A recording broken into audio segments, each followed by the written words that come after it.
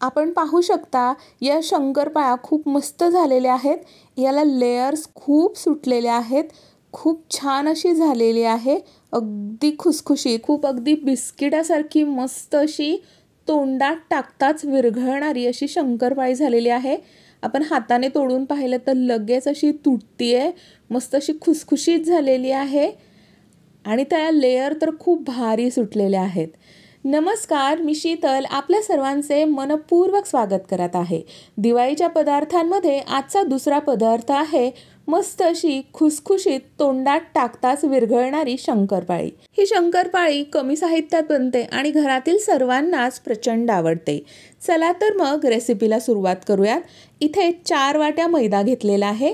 ही वाटी आपण पाहू शकता. या वाटीच्या प्रमाणामध्येच आपण सर्व जे साहित्य आहे ते मोजून घेणार आहोत. या वाट्या आपण 4 वाट्या मैदा घेतलेला आहे.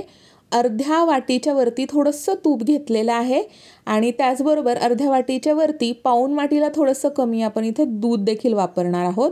जेवढं तूप घेणार आहोत तेवढंच आपल्याला दूध वापरायचं आहे.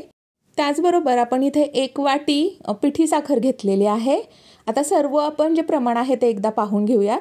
4 वाट्या मैदा, साधारण अर्धी वाटीच्या थोडंसं वरती तूप घेतलेलं आहे, तेवढ्याच प्रमाणात दूध आणि 1 वाटी आपण पिठी साखर घेतलेली आहे. अशा प्रकारे साहित्य पाहून झालेलं आहे. जरी तुम्ही पाऊण वाटी आपण तूप घेतलं तरी काही हरकत नाही. थोडं कमी जास्त तूप झालं तरीही चालतं. आता इथे जे आपण दूध घेतलेलं आहे ते एका पातेल्यामध्ये आपण घालणार आहोत आणि त्याच्यामध्ये जी पिठी साखर आपण 1 वाटी घेतलेली आहे ती आपण घालणार आहोत. हे सर्व मिक्स करून घेऊयात. थोडीशी पिठी साखर याच्यामध्ये वितळवून घ्यायची आहे आणि हे सर्व मिश्रण आपण गॅसवरती ठेवणार आहोत. त्याला उकळी आली की आपण हे जे मिश्रण आहे ते बाजूला काढून ठेवणार आहोत. हे मिश्रण आपण बाजूला काढून ठेवलेलं आहे. आता जे तूप घेतलेलं आहे ते आपण एका भांड्यामध्ये एका पातेल्यामध्ये घालणार आहोत आणि ते असं स्मोकी होईपर्यंत आपण ते छान असं गॅसवरती मंद आचेवरती आपल्याला हे वितळून घ्यायचं आहे आणि थोडासा धूर निघेपर्यंत आपल्याला हे तूप करून घ्यायचं आहे.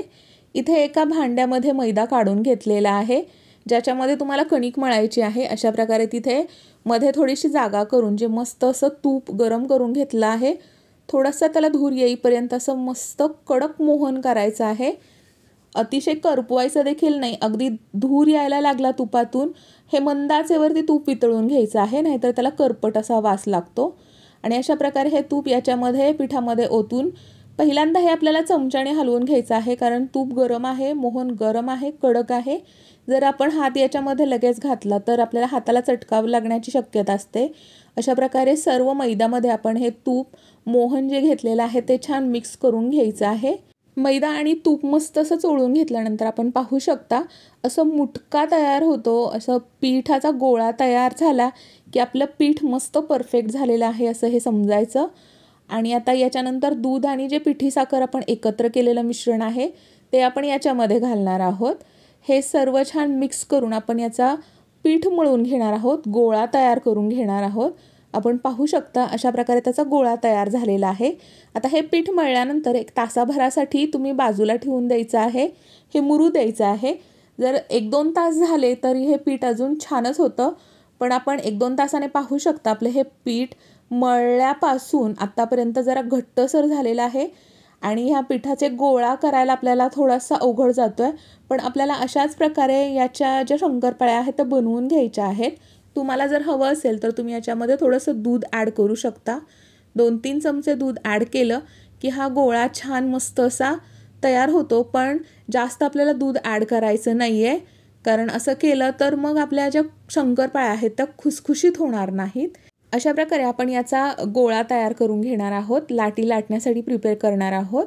जर तुमची अशा प्रकारे जर लाटी होत नसेल तर तुम्ही मळून घेऊ शकता ही कणिक किंवा टेचून घेतली तरीही चालेल. साधारण 1 तासासाठी ही भिजवून ठेवू शकता किंवा जास्तीत जास्त 2-3 तास तुम्ही भिजवली तर शंकरपाळ्या आपल्या छान होतात. पण जास्त वेळ ठेवायचं असेल तर मग 2 तासपर्यंत ठेवायचं असेल तर त्याच्यावर ओला कपडा ठेवा. आणि अशा प्रकारे आपण पाहू शकता आपल्या गोळ्याची आपण एक छान अशी लाटी करून घेतलेली आहे. आपल्याला ही लाटी जास्त पातळ करायची नाही आणि जास्त जाडही करायची नाही आहेत.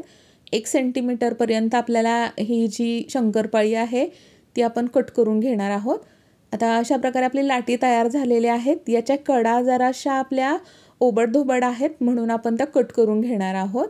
आणि अशा प्रकारे आपल्याला ज्या शेपमध्ये हवी आहे त्या शेपमध्ये आपण शंकरपाळी तयार करू शकता.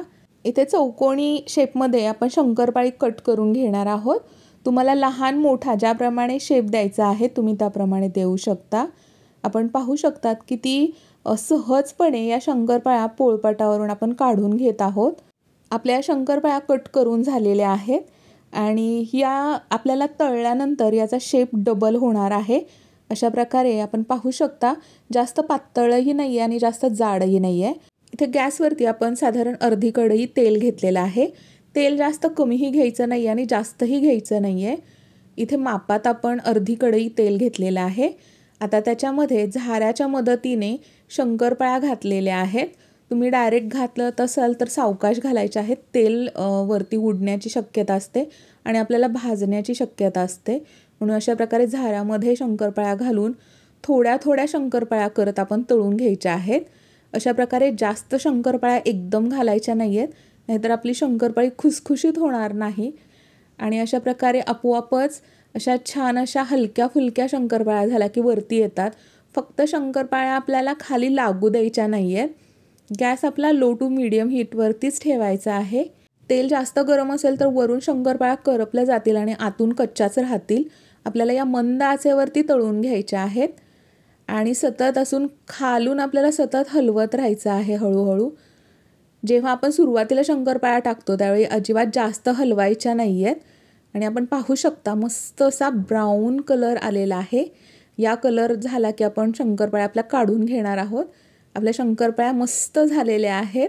अशाच प्रकारे दुसऱ्याही शंकरपाळ्या आपण तळून घेणार आहोत. आपण शंकरपाळ्या तेलातून काढल्यानंतर त्याचा रंग थोडासा अजून बदलणार आहे. या अंदाजाने आपल्याला शंकरपाळ्या कढईतून काढून घ्यायच्या आहेत. अशा प्रकारे सर्व आपण ज्या शंकरपाळ्या आहेत त्या तळून घेऊयात. सुरुवातीला जास्त हलवायचं नाही आहे. फक्त आपल्याला शंकरपाळ्या खाली कढईला लागून द्यायच्या नाही आहेत. थोड्या थोड्या करत आपण शंकरपाळ्या तळायच्या आहेत. अशा प्रकारे आपण पाहू शकता आपण किचन टॉवेल पेपरवरती आपण शंकरपाळ्या काढून घेतलेल्या आहेत. आपल्या शंकरपाळ्या मस्त अशा खुसखुशीत झालेल्या आहेत. लेयर सुटलेले आहेत, पदर भरपूर सुटलेले आहेत. तोंडात टाकताच विरघळते आणि आपण जर एक शंकरपाळी तोडून पाहिली तर बिस्किटासारखे लेयर आलेले आहेत. एकदम खुसखुशीत झालेली आहे. ही जी रेसिपी आहे तुम्ही नक्की करून पहा. घरातील सर्वांना ही शंकरपाळी प्रचंड आवडते. तर आजची ही रेसिपी तुम्हाला कशी वाटली ही कमेंटमध्ये जरूर सांगा. आणि अशाच नवनवीन रेसिपीज पाहण्यासाठी आपल्या चॅनलला लाईक, शेअर आणि सबस्क्राईब जरूर करा.